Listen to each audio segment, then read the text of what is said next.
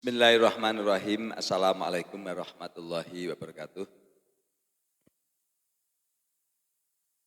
Allahumma salli ala sayyidina Muhammad wa ala alihi wa sahbihi wa man tabi wa ummatihi ajmain.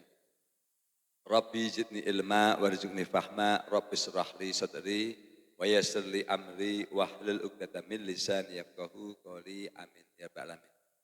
Pada hadirin peserta kuliah di Mayer Laboratories, saya Dr. Muhammad Burhan pada hari ini, hari Selasa tanggal 17 Desember tahun 2024, akan menyampaikan materi kuliah tentang obat kutil atau papiloma pada sapi.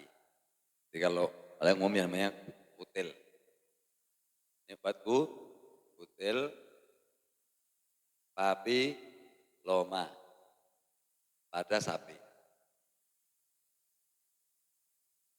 Ini kalau dulu pas saya kuliah ini masuknya sebenarnya tumor. Tapi namanya tumor jinak, namanya benigna.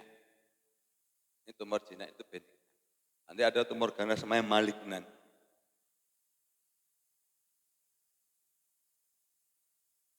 Jadi makanya kenapa namanya benasid. Jadi semuanya saya itu bikin nama tidak ada yang ngarang, ada dasar ilmiah. Jadi dari kata benigna, jadi sit membunuh tumor jinak. Apa yang membedakan? Yang membedakan adalah metastasis sel. Metastasis itu proliferasi, perbanyakan dan pembesaran sel. Jadi kalau tumor ganas itu dia cepat bereplikasi menjadi banyak dan membesar. Nah, kalau ini lambat, tapi lama-lama juga kan akhirnya kalau nggak usah bertahun-tahun kan juga bisa mengembangkan. Karena apa? Dia hidup terus. Ini kutil ya. Jadi papiloma ini ya termasuk tumor jinak. Tapi kalau pada sapi sangat menjijikkan. Jadi kalau saya jujur mohon maaf ya, kalau suruh makan dagingnya sapi yang kutilan tidak mau, biarpun dagingnya tidak sebenarnya di kulit ya, tapi tidak mau. Artinya apa? Perlu obat, karena secara estetika orang tidak mau beli sapi yang kutilan, harganya bisa jatuh drop. Sebenarnya kalau yang nanti belanja daging di pasar sudah tidak tahu itu kutilan atau tidak. Ya enggak? Cuman nih bandar, ya enggak? Bandar memanfaatkan, benar enggak? Wah itu kutilan, padahal sama saja, nanti kulitnya paling dibuang. Ruginya kulit, kasihan peternak rakyat. Jadi gara-gara kutilan jadi murah sama obat. Sedikit sebelumnya saya sampaikan dulu. Jadi papiloma atau kutil pada sapi ini disebabkan karena infeksi. Jelas penyebabnya, infeksi virus. Virusnya namanya BPV. Jadi BPV. Ini artinya B itu bovine papilloma virus. Itu bahasa Inggris itu gitu. Jadi ini virusnya namanya BPV, bovine papilloma virus. Ini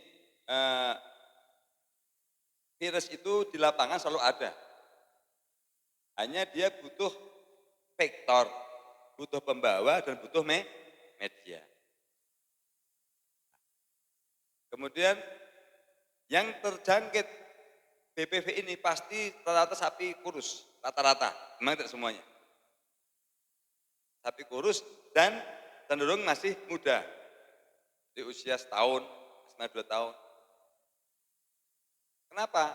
Karena ketika dia katakanlah yang tubuhnya bagus, sehat, nutrisinya bagus, dia punya ada sistem pertahanan tubuh, imunitas dari tubuh.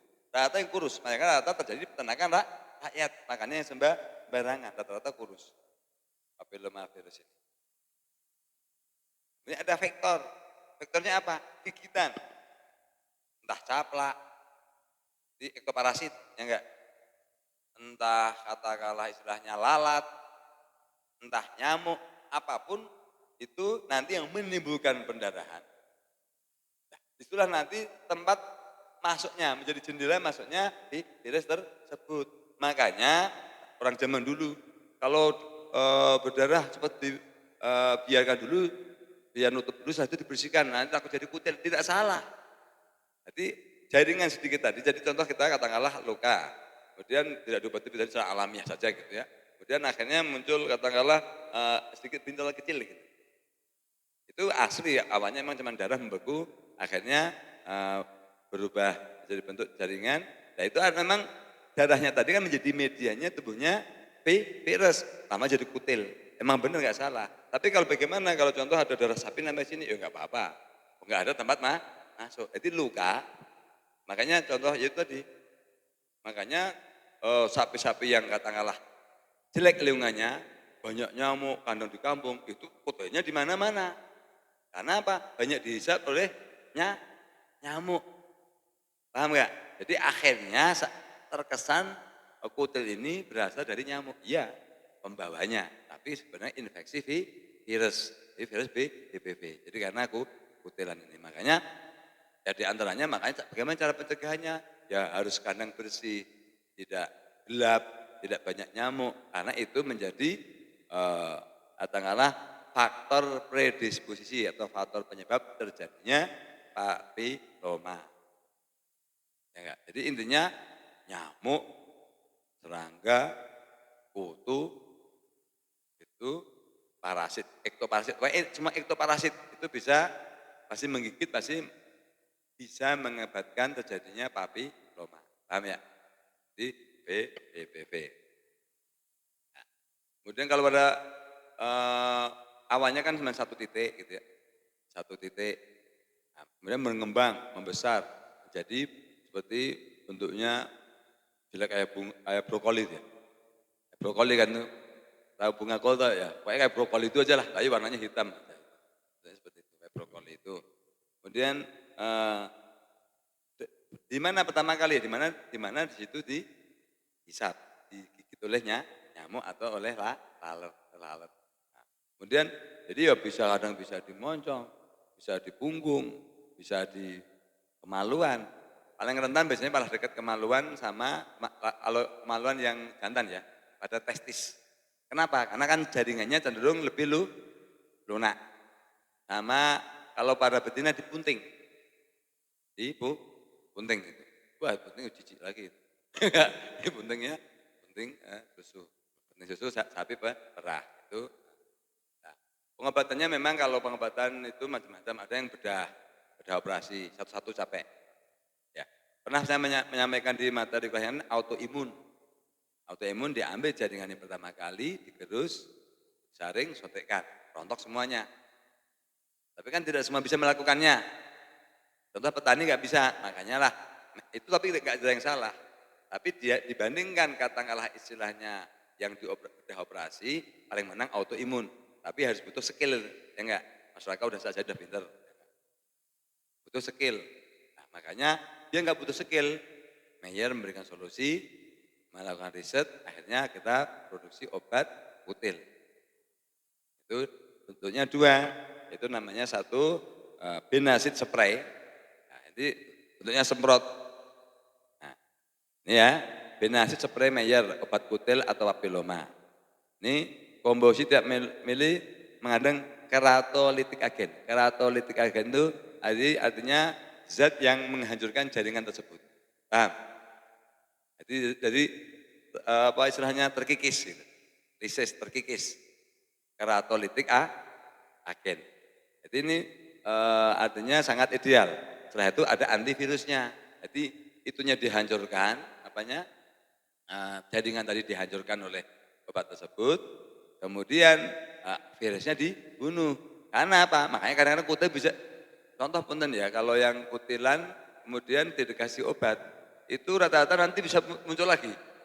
Jadi bukan masalah bersih nggak bersihnya, virus nggak kelihatan, ya enggak? Dia masih hidup satu, dia bertumbuh kembali ada darah di situ, ya enggak? Semuanya ada makannya ada darah, ya. Tuh. Makanya penghancurnya ada, rata-rata pengobatan medis itu keratolitik aja, menghancurkan aja. Setelah itu virusnya belum dibunuh. Nah, ini kalau ini ada keratolitik agennya, penghancur jaringannya, tapi juga ada antivirus. Nah, indikasi mengobati kutil atau papiloma pada hewan apapun ini bisa terjadi. Kalau pada sapi BVD, kalau pada manusia HPV, ini salah ngetik saya. Kalau manusia itu HPV. HPV itu human, ini salah ngetik, nanti ganti. Yang benar membunuh virus SAP, BPV namanya. Ini membunuh virus human papilloma, yang benar virus, ini dicoret saja Tahimah. Bisa menjadi BPV, bovin papilloma. Jadi kalau ini kan membunuh virus human papilloma, human itu artinya manusia. Ini mah sapi kan, bovine membunuh bovine virus papilloma. Bovine papilloma virus BPV ya. Kemudian aplikasinya gampang, semprot ini paling enak. Kenapa ini semprot?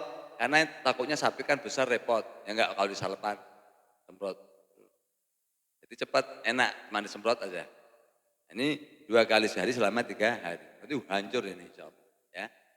Dan mekanisme kerjanya melepaskan jaringan kutil atau papiloma dengan cara membakar dan melunakkan tadi. Jadi menghancurkan jaringan kutil. Kedua, membunuh virus BPV, bovine papilloma virus. Nah, bedanya ini hanya beda sediaan aja. Yang satu adalah benasid salep. Zat aktifnya sama, hanya aplikasinya ini untuk kutil yang masih kecil. Kutil masih kecil, sedikit, itu dengan salep bisa dioleskan. Tapi sama sehari 2 kali ke 3 hari untuk melunakkan itu. Dan enak ini, salepnya juga enak. Tapi kalau 100 ml ini kan kalau yang bagi kutil-kutil udah banyak itu kan, kutilnya udah banyak ya harus spray, kalau enggak repot. Spray ya. Ini insya Allah efektif dan saya juga benar-benar sudah mencoba. Kalau ini pernah riset, artinya ini berdasarkan ilmu pengetahuan dan berdasarkan pengalaman dan menjadi rasional. Demikian, semoga obat kutil ini bisa benar-benar bermanfaat dengan rahmat dan itu Allah Subhanahu wa taala bagi masyarakat peternak khususnya dan umumnya kepada seluruh masyarakat. Billahi hidayah, wassalamualaikum warahmatullahi wabarakatuh.